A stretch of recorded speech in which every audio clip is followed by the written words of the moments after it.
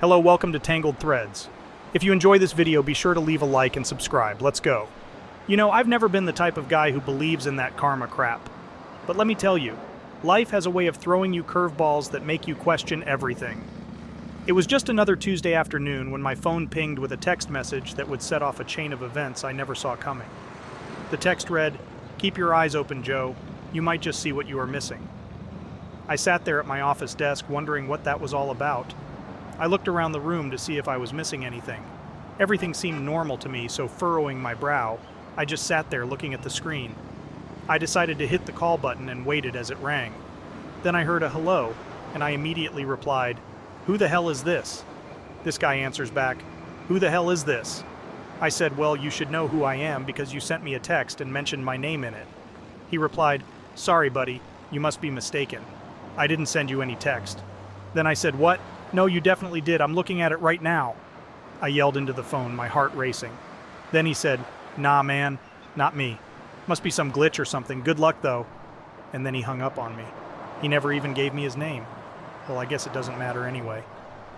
I shook my head, thinking it must be some prank, but the message had a weird effect on me. I couldn't shake the feeling that something was off. That night, as I lay in bed, I couldn't help but wonder if I was missing something in my life. And what does that mean? Keep your eyes open, Joe. You might see what you are missing. I slowly fell asleep while wondering what I was missing. The next day, the same number popped up on my screen. Another text that read, "Ever thought about looking closer to home for answers?" I tried to call the number back, but no one answered. Again, I thought to myself, what the hell is going on? Okay, now this was just getting creepy.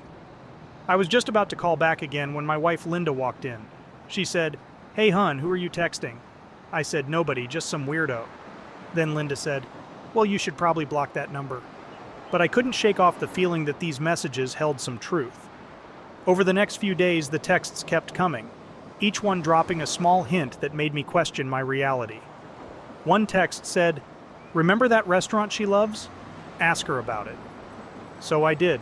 That evening over dinner, I casually brought up the place we used to frequent. I said, "Hey babe, remember that Italian joint we loved? We should go there sometime." She hesitated but nervously replied, "Yeah, sure, maybe next weekend." Her reaction was odd, and I couldn't shake off the feeling that something was wrong. The next text was even more chilling. "Check the phone records, Joe. You'll find more than you think." I know this is really getting out of hand, but there is nothing left to do but follow the trail that is laid out before me. So I spent hours combing through our phone bills, and there it was, the same number showing up frequently. I felt a knot in my stomach as realization hit me like a ton of bricks. The affair was right there, staring me in the face. When Linda got home, I confronted her. "You're sleeping with someone, aren't you?" She said, "What's wrong with you, Joe? Don't be ridiculous." I said, "No, I saw the damn phone records." Then she said, I can explain."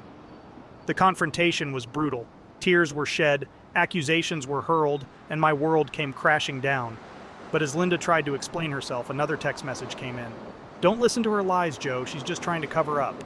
I showed her the text, and she looked as shocked as I was. I said, "Who the hell is this? Why are they doing this?" Then Linda said, "I have no idea, Joe. I promise you I haven't been cheating on you." We were both baffled, but the suspicion lingered. I decided to set a trap, hoping to catch this mysterious messenger in the act. I said, "Linda, let's go out tomorrow night. I'll leave my phone here and we'll see if this person sends any more messages." Well, the next evening we headed out for a quiet dinner. My heart raced as I left my phone behind, praying that we'd finally get some answers. We returned home later that night, my hands shaking as I picked up my phone. I had dozens of missed calls and messages from the unknown number.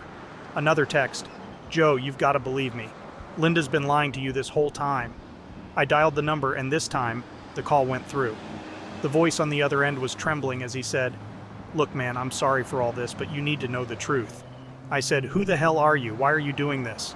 Then he said, "My name's Mark. I'm Linda's co-worker. She's been cheating on you with our boss, Dave."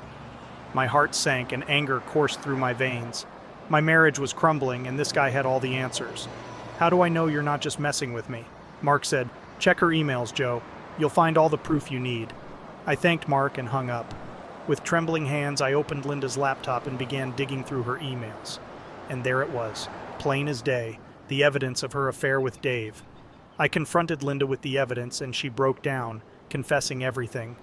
Our marriage was over, and I was consumed by a mix of anger and sadness. But I wasn't about to let Dave off the hook either. The next day, I stormed into Dave's office and I told him that Linda had confessed, and what a scumball asshole he was for doing this to me. I told him that I really wanted to beat the hell out of him, but I also needed to keep my job at this time. I said, "You are saved by the job, Dave."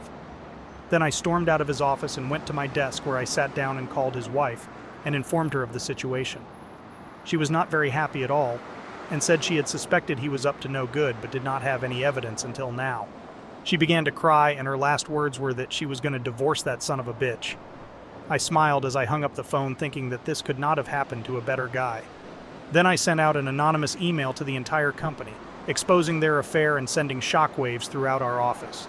In the end, my revenge was sweet, but it didn't heal the pain I felt.